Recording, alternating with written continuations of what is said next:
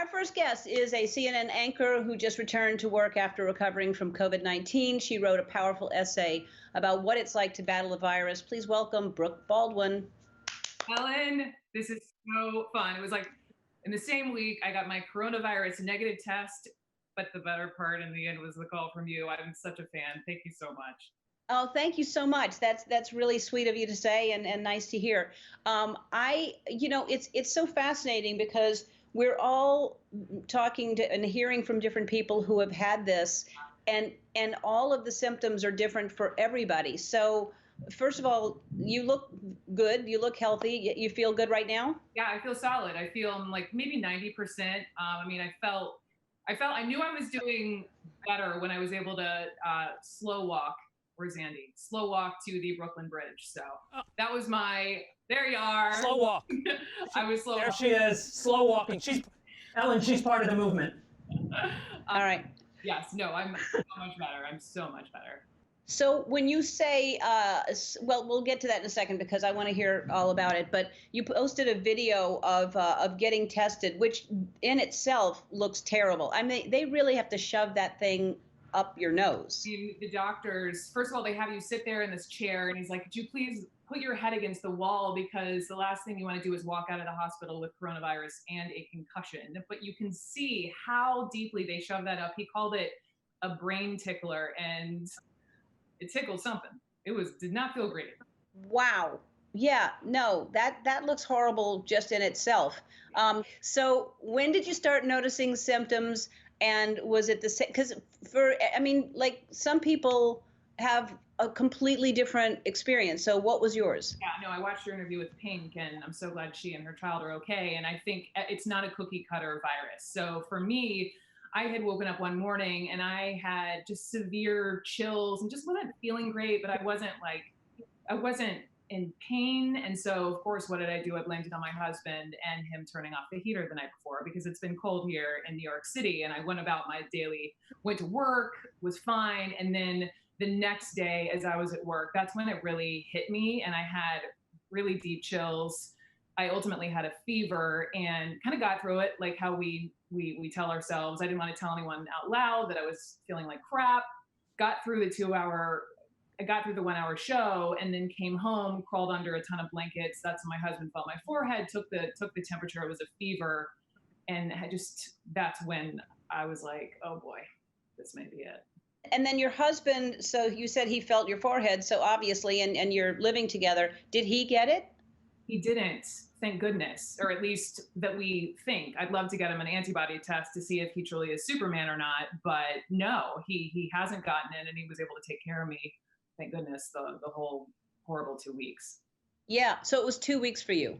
What shocked me was around day 9 or 10, and this is the part about the virus that's so frustrating and sad, is that it hit me the worst farther in. And that's when I had the worst fever and the worst chills and the worst body aches. And it's incredibly frustrating. And there were more than a few tears in my house. Wow. Well, first of all, I always know when I have a fever because I cry. If I have a fever at all, I cry.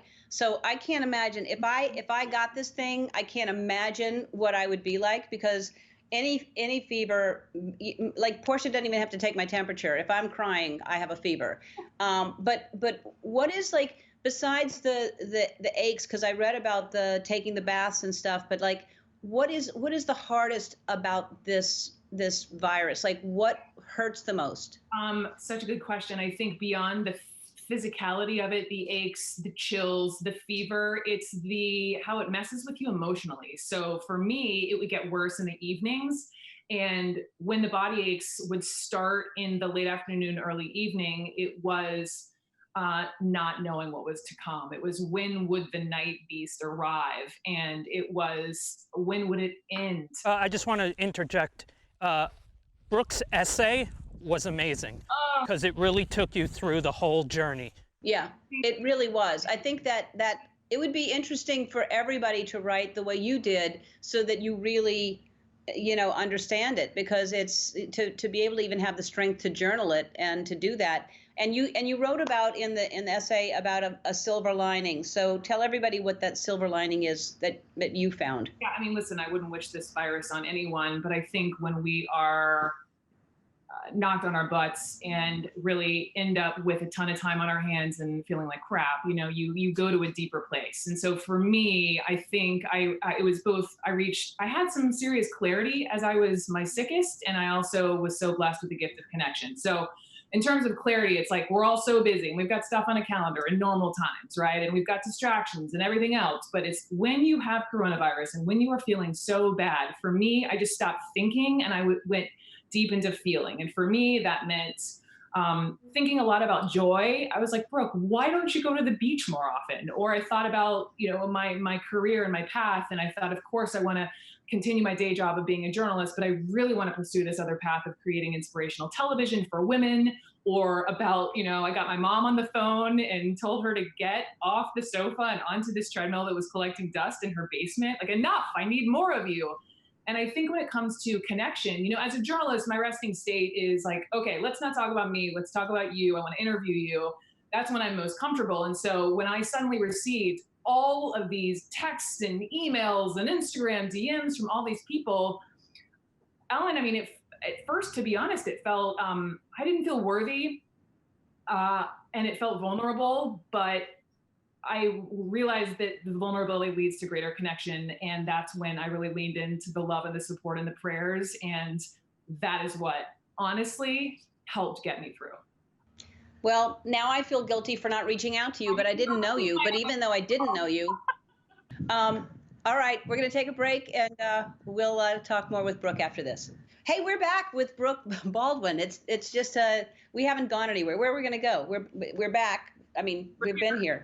I'm so happy that you're back at work, and it must be, so great to just be on the air again and working again. It is. I'll admit I was, you've done this job for a long time. You get used to talking to people and being on television. But for me, I'll admit that as I was walking in that studio, I felt my heart go, sweaty palms. I felt nervous, but I think it's because I have a stake in this now as a journalist. Like, as I talk to these family members, right, who have loved ones in the hospital, which again, I was one of the lucky ones and never had to deal with the severity of the virus that way. But I care a lot. And I think I love getting nervous because it tells me I care. Well, I know that you have a lot of help. You have Sanjay Gupta, who I would just be on the phone with him nonstop. I mean, was he like your first call?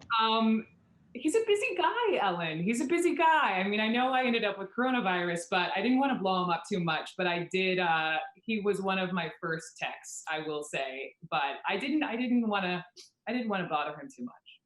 Didn't want to take advantage of that. Well, all right. I love that you're healthy now, and you want to help people who are still sick. I know you're trying to get FDA approved antibody tests, right? Yes, I'm trying to get an antibody test. It's amazing how many tests are out there, but how many of those tests are actually reliable and accurate. So number one, we need to get on that. And number two, I want to be able to donate my plasma. So a plasma test, basically, since I've had coronavirus, I now have antibodies in my blood that can attack the virus. And so it's my understanding, and I'm not Dr. Baldwin here, but from what I've read, I think I can then give my blood, and by giving my blood, I can help at least 4 people, potentially saving their lives who are sick. So I'm really hoping to do that.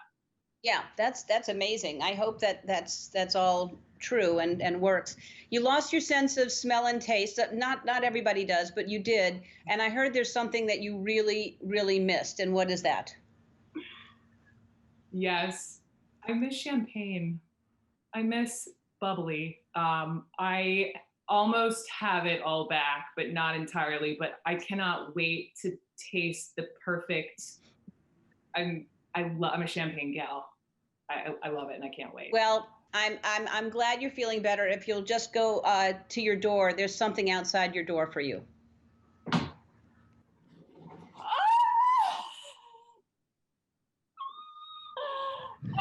Did your husband bring it in?